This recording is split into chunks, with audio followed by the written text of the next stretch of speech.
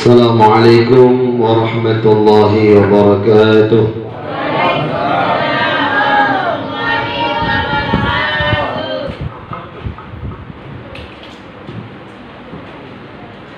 Bismillah, alhamdulillah, wassalatu wassalamu ala rasulillah Sayyidina Muhammad ibn Abdullah wa ala alihi wa sahbihi wa mawalah.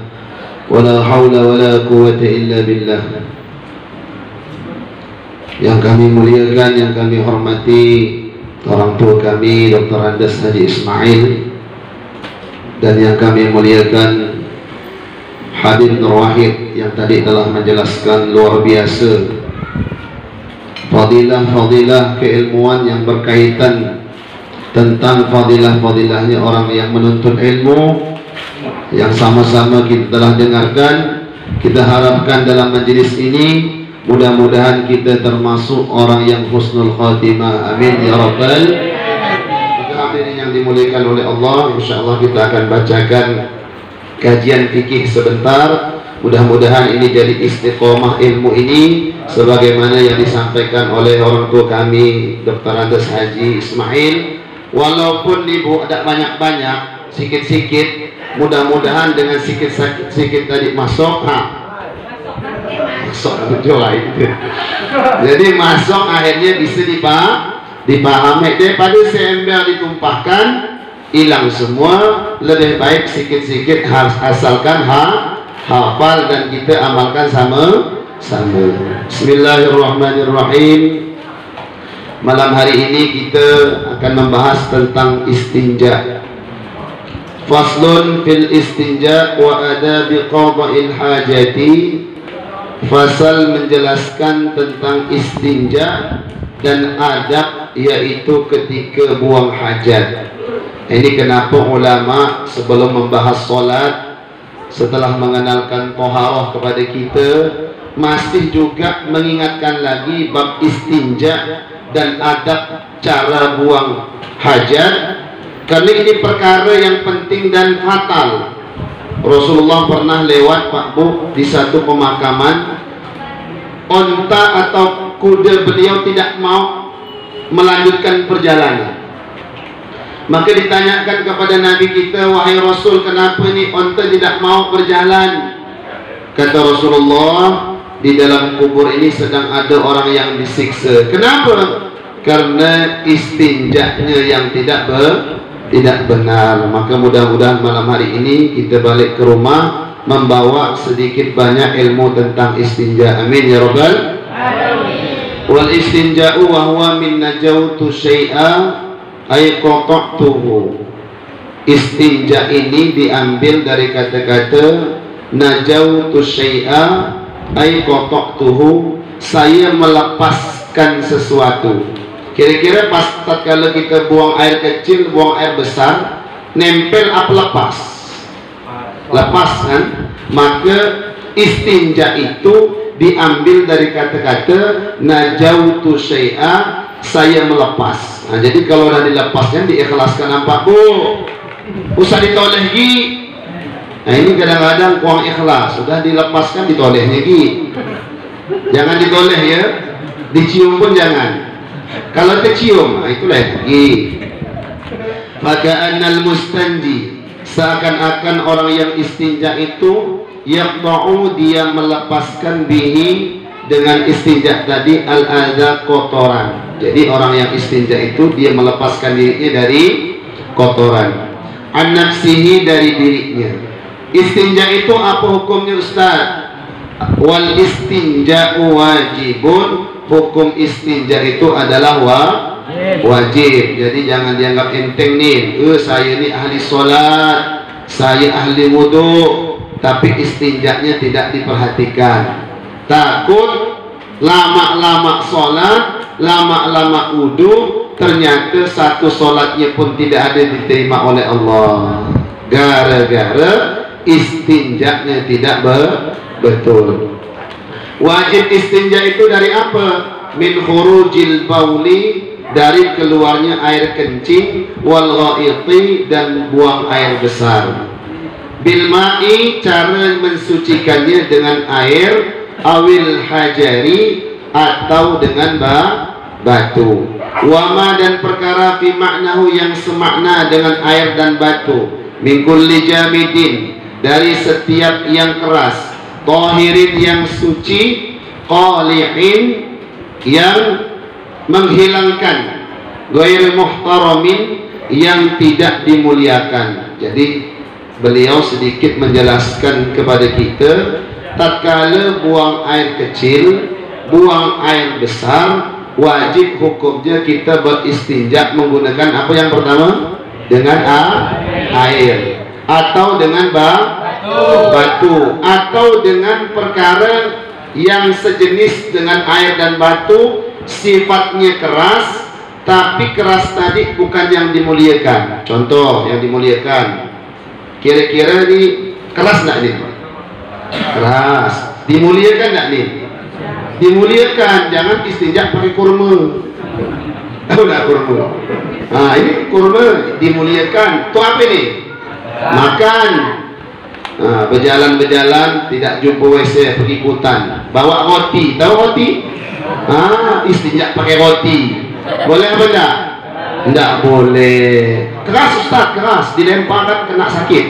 Iya tahu mah keras, tapi muhtaram, dimuliakan. Syaratnya yang dijadikan istinja ghairu muhtaram, tidak dimuliakan. Termasuklah kata ulama nih tisu ini bisa digunakan buat istinja. Makanya kalau di pesawat, kalau seandainya ada rezeki haji atau umroh, perjalanannya tidak sejam bu, naik pesawatnya 9 jam, dan di sana kita tidak boleh menggunakan air, bahkan WC pun cukup untuk badan kita mah.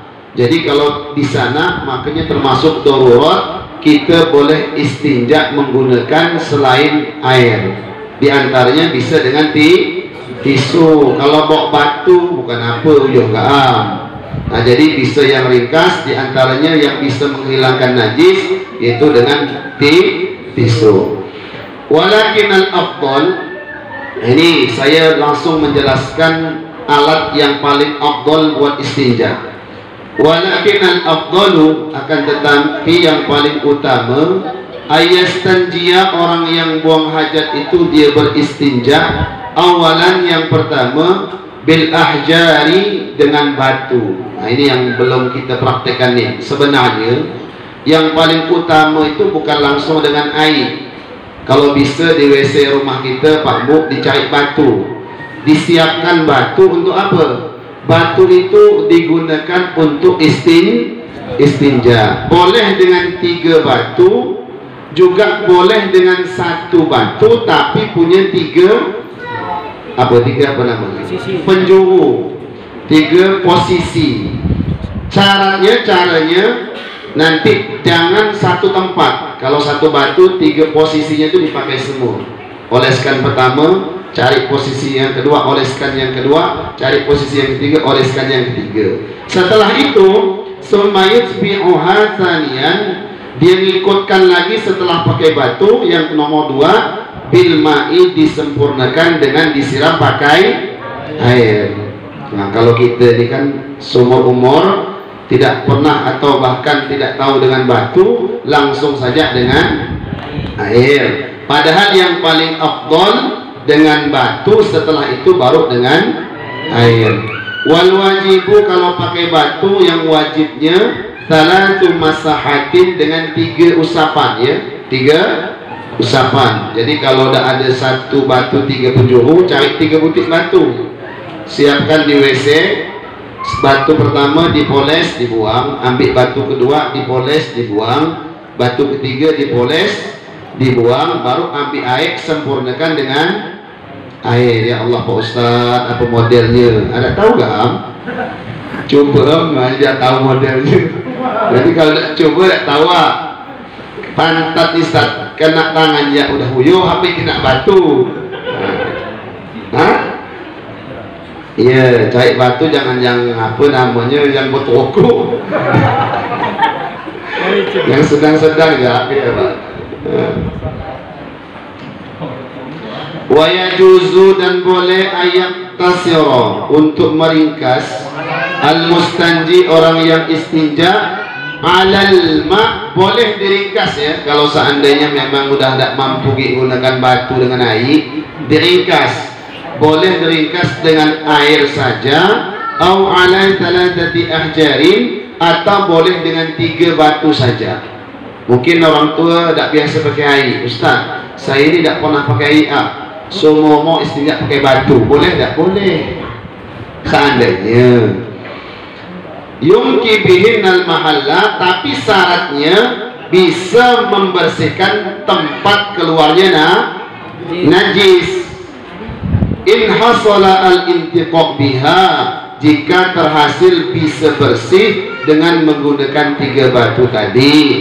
Wa illa zada alaiha, kalau dengan 3 batu tidak bersih, maka zada alaiha, dia harus menambah batu lagi. Kalau dengan 1 gayung belum bersih, dia harus menambah dengan 2 gayung. Kalau dengan 2 gayung belum bersih, dia harus menambah dengan 3 gayung. Sampai kapan Ustaz? Sampai 3 poin dalam istinja: rasa, bau, warna. Saya ulangi: rasa, bau, sehe ke Pak Ustaz mau rasa bagian. Terserah. Kalau saya mau ingkasnya 2, bau dan warna. Tak ada dah ni. Cium, masih nyengat, usah buat pilot, awaskan istinjanya, insyaAllah Bu ya. Kalau mau seha mau rasa jangan rasa di hati. Rasa di mana? Rasa di hati. Mantap, sip. Cuma nanti saya akan jelaskan di terakhir. Kita baca lafaz-lafaz ini dulu, ngambil barokahnya ilmu ulama. Sementara ini kan kita sering dengar istinja, tapi kadang-kadang baru dari mulut ke mulut. Bedanya malam Sabtu ini, kita bukan hanya mendengarkan pengajian, tapi kita baca langsung kitabnya alim ulama. Betul kata Habib tadi, ibu-ibu, bapak-bapak disuruh mondok mungkin tak mampu kan, 10 tahun. Siap mondok 10 tahun kan? Malam Sabtu ya, kadang datang, kadang ada. Sak mulai 10 tahun ya. Malam Sabtu istiqomah, alhamdulillah. Jadi kalau seandainya meringkas, boleh pakai air, boleh pakai batu, salah satunya boleh pilih. Cuman syaratnya harus bersih. Kalau seandainya belum bersih, harus ditambah. Fa in arada al-iktisara ala ahadima. Cuma ada pertanyaan. Kalau seandainya kami mau meringkas nih Ustaz, antara batu dengan air, mana yang paling afdol antara batu dengan air? Fal ma'u afdalu, maka meringkas dengan air itu lebih utama. Dan alhamdulillah kita praktek nih. Selama ini memang malas pakai batu. Kalau ditanya mana yang paling utama antara batu dengan air, jawabnya adalah yang dengan air. Kenapa alasannya?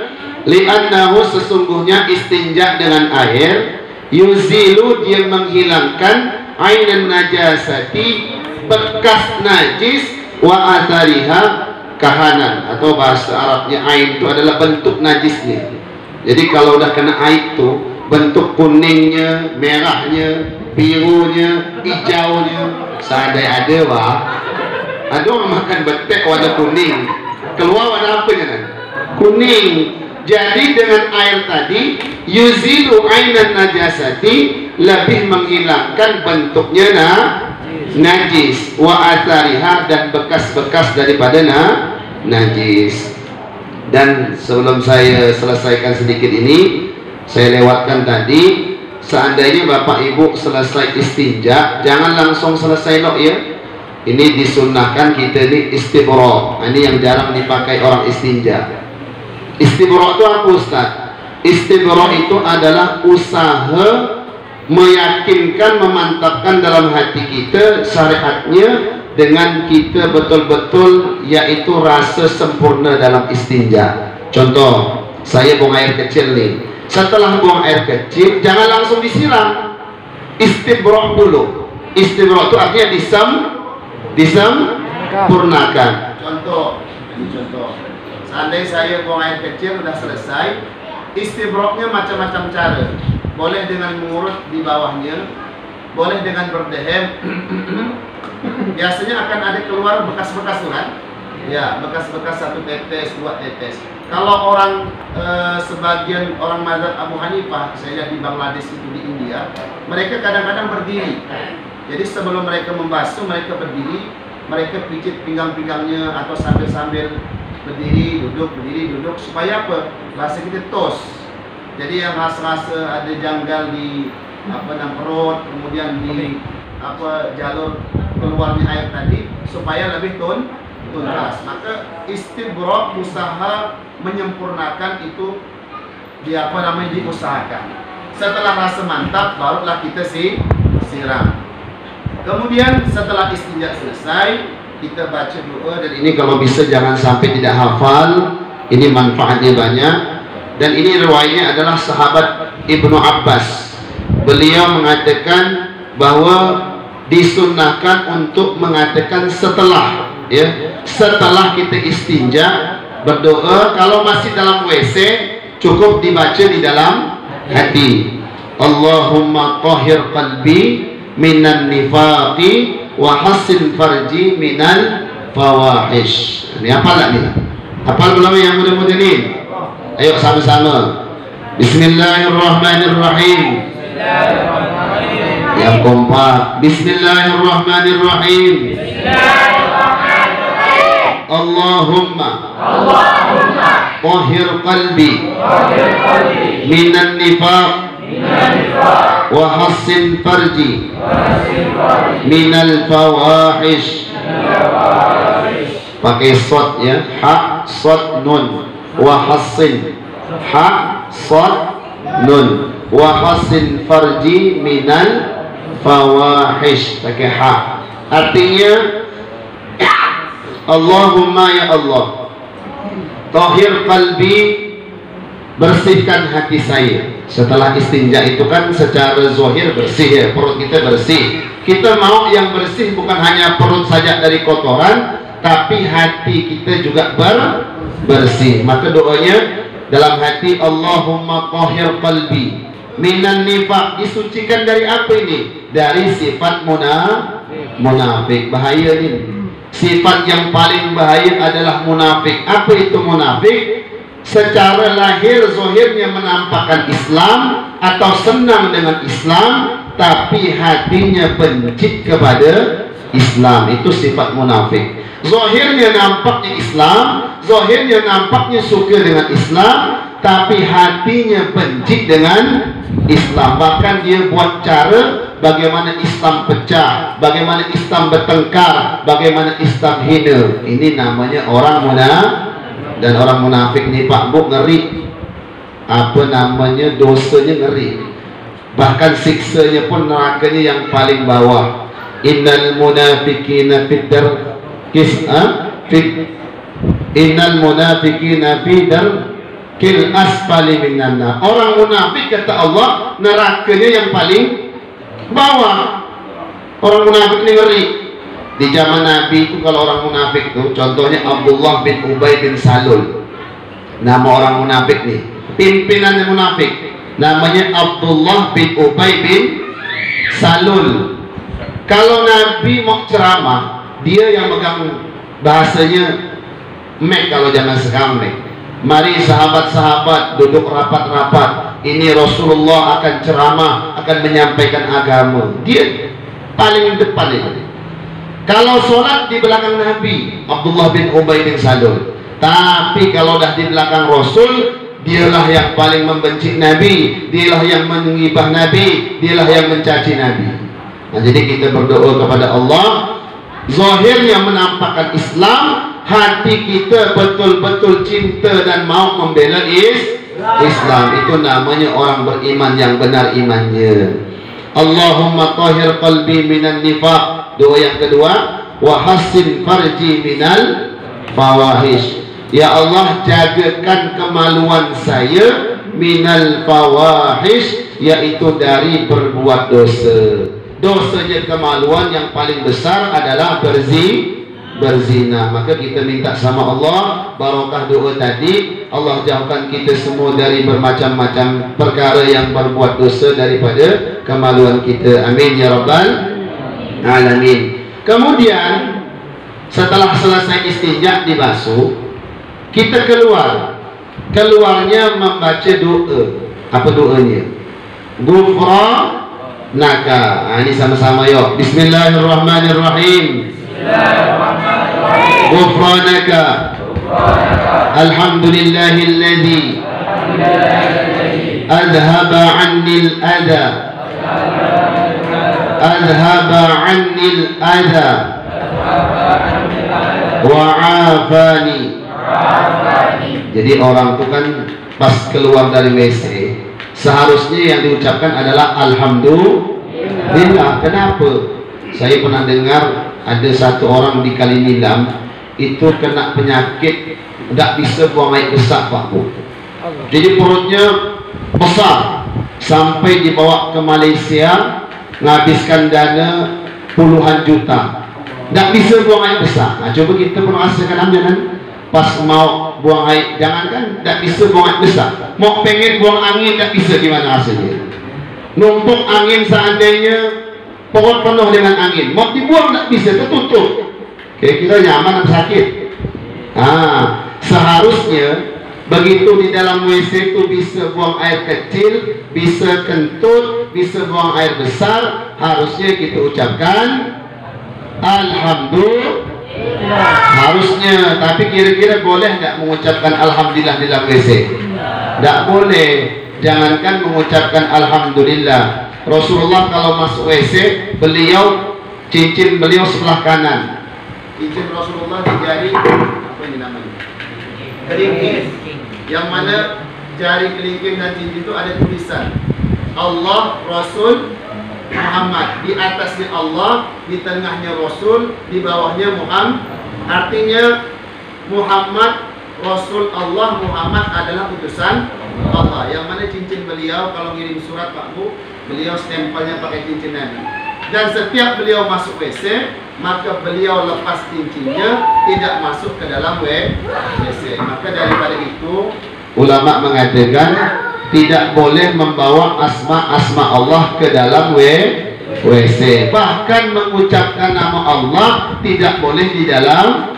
Makanya doa tadi tatkala keluar WC kita baca Ghufranaka, artinya ya Allah ampunkan saya. Ulama Imam Bukhari, ulama Ibnu Hajar Al-Asqalani, beliau menjelaskan dalam kitab Fathul Bari mensyarahi kitab Sahih Bukhari. Beliau buat pertanyaan, kenapa keluar WC yang diucapkan Ghufranaka?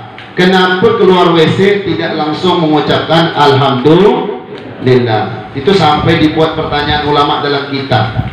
Jawabannya, karena tatkala buang hajat, tatkala bisa buang air kencing, buang air besar, seharusnya kita mengucapkan alhamdulillah.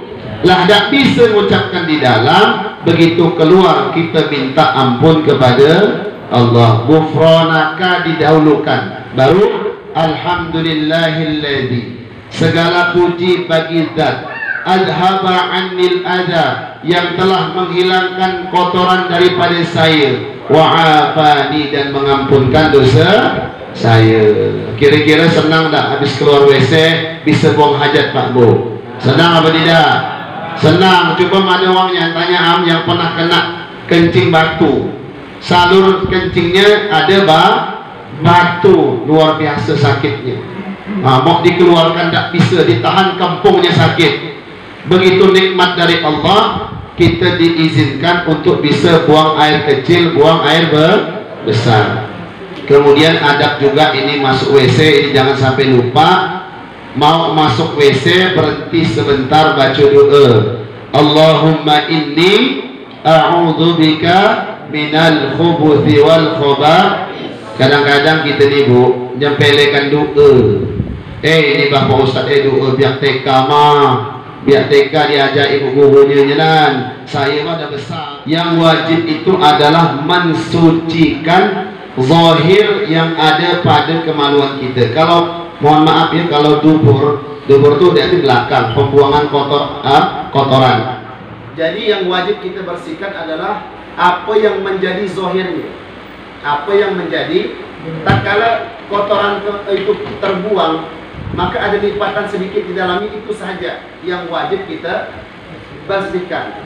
Adapun seandainya ada orang yang biasa memasukkan, silakan, tapi jangan terlalu dalam-dalam. Kami nak cari istinjaknya nan. Ya. Dan syaratnya pun tidak di bulan Ramadan. Kalau bulan Ramadan kita masukkan, maka hukum puasanya batal. Airnya ikut masuk ke dalam. Jadi yang mana benar Ustaz istinja? Cukup Allah itu suruh membersihkan yang zahir, yang tampak, yang batin di dalamnya tidak urusan fikih. Makanya kita doakan tadi itu, baru setelah istinja kita bersihkan juga secara batin. Allahumma tahhir qalbi minan nifaq wa hassin farji minan fawahish. Adapun yang wajib secara fikihnya cukup zahir yang menjadi batasan, yaitu tempat pembuangan daripada kotoran. Jadi intinya ada orang yang biasa masukkan, silakan, tapi jangan terlalu dalam, dan jangan kalau bisa di bulan Ramadan. Kalau bulan Ramadan nekat masih masukkan, berarti hukum puasanya tidak ada. Alhamdulillah, mudah-mudahan kajian kita malam hari ini dimulai nasihat-nasihat dari orang tua kita Dr. Andes Haji Ismail, nasihat juga yang luar biasa, banyak panjang lebar tadi oleh Habib Nur Wahid tadi yang luar biasa, dan kita juga tambahkan tentang ilmu fikih. Mudah-mudahan semua pengajian kita malam hari ini menjadi asbab Allah ampunkan semua dosa-dosa kita, dan harapan besar kita diistiqomahkan, diwafatkan dalam iman dan Islam. Amin ya rabbal. Yang benar semua datang dari Allah, yang salah kebaikan kami. Wallahu muwafiq ila aqrabit thariq. Assalamualaikum warahmatullahi wabarakatuh. Subhanallah bihamdihi, subhanakallah bihamdika, asyhadu an la ilaha illa anta, astaghfiruka wa atubu ilaik. Selanjutnya kami serahkan kepada orang tua kami Dr. Andes.